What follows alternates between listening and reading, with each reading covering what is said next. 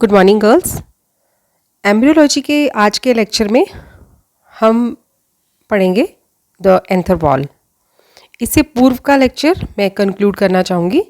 हमने स्टार्ट किया था माइक्रोस्पोरेंजियम यानी कि स्टेमन, जो कि फ्लावर का मेल रिप्रोडक्टिव पार्ट होता है। इसमें 3 पार्ट्स का ये बना हुआ होता है। एक ट्यूबनुमा फिलामेंट होता है जो कि कनेक्टिव के द्वारा एंथर लोब्स से जुड़ा होता है।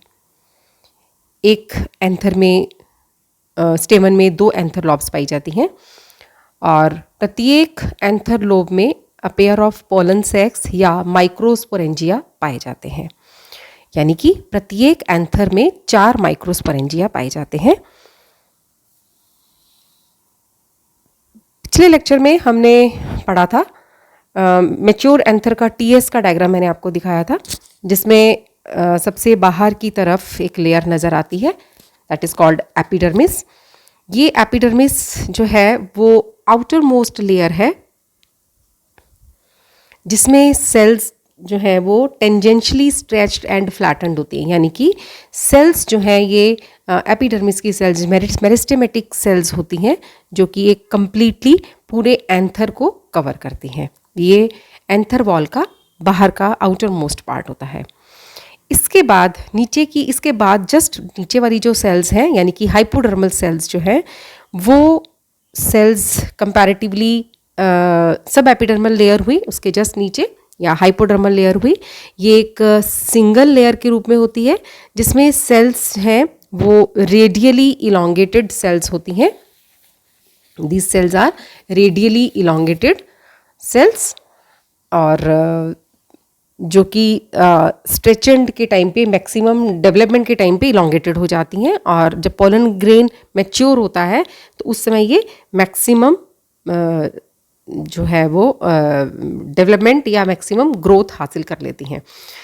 रेडियल और टेंजेंशियल वॉल्स पे फाइब्रस थिकनिंग बैंड्स भी पाए जाते हैं। इन बैंड्स का प्रेजेंट होना एक इम्पोर्टेंट रोल अदा करता है किस टाइम, जबकि एंथर्स में विस्फोटन होता है यानी कि डेहिसेंस होता है। The radial and tangential walls have fibrous thickening bands and presence of these bands play an important role in dehiscence of anthers. Anthers के विस्फोटन के टाइम पे इन वॉल्स इन थिकनिंग बैंड्स का एक इम्पॉर्टेंट रोल होता है। तीसरी वॉल आती है इसके बाद मिडल लेयर्स। ये जस्ट एंडोथीसियम के नीचे की कोशिकाएं होती हैं, lying next to endothecium. 1 to 3 layers are middle lamella.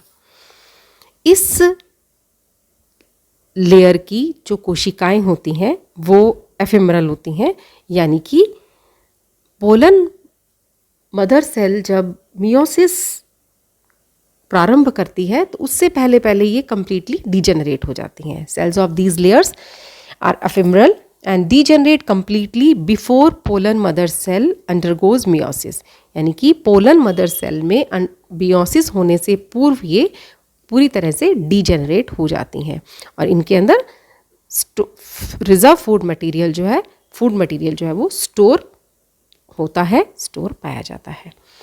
Next layer आती है tapetum. Now this tapetum is the inner most layer of anther. It is inner most, सबसे अंदर की जो लेयर है वो टैपिटम कहलाती है। इसमें usually it occurred as a single layer. ये स्पोरोजीनस टिश्यूज़ के बाहर की तरफ एक सिंगल लेयर के रूप में प्रेजेंट होती है और इसका मुख्य काम क्या है, फूड मटेरियल को रास्ता देना ताकि वो स्पोरोजीनस टिश्यू तक पहुंच जाए। Usually occurred as a single layer around sporogenous tissue. Its main work is to give passage to the food material for sporogenous tissue. Sporogenous tissue के पास ऑन होने के लिए फूड मटेरियल को रास्ता देती हैं। इसकी कोशिकाएं सेल्स आर लार्ज, बड़ी होती हैं, डेंस साइटोप्लाज्म होता है और प्रोमिनेंट न्यूक्लियाई प्रेजेंट होते हैं। इनसे हम इसे पहचान सकते हैं। डेंस साइटोप्लाज्म, लार्ज साइज और prominent nuclei. Sometimes cytoplasm becomes pigmented, यानी कि साइटोप्लाज्म जो है वो कलर्ड हो जाता है, पिगमेंटेड हो जाता है। फॉर एग्जांपल एप्पल के अंदर रेड ब्राउन कलर का जो साइटोप्लाज्म प्रेजेंट होता है, इसी प्रकार से एनीमोन में वॉयलेट कलर का पिगमेंट प्रेजेंट होता है। Now types of tapetum. Tapetum दो प्रकार का है, अमीबॉइड या प्लाज्मोडियल, सिक्रीटरी या हम जिसे ग्लैंडुलर भी कहते हैं। ग्लैंड्स प्रेजेंट होती हैं तो सिक्रीट करती हैं।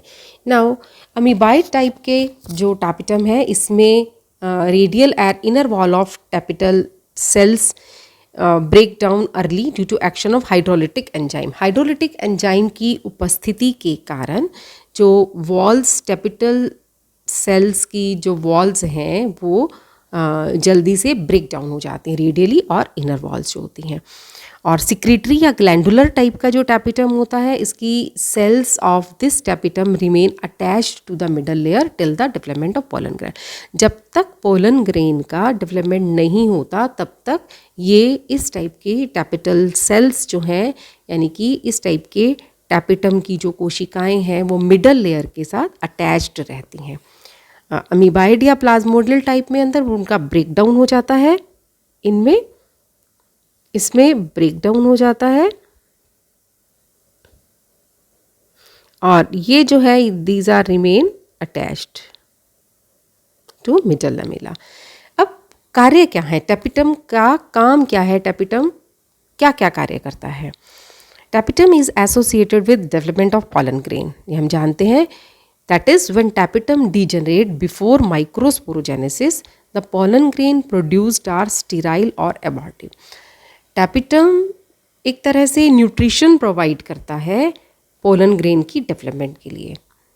अगर माइक्रोस्पोरोजेनेसिस से पहले टैपिटम डीजेनरेट हो जाता है तो ऐसी स्थिति के अंदर पोलन ग्रेन जो बनते हैं वो स्टीराइल, बंध्य या अबॉर्टिव होते हैं।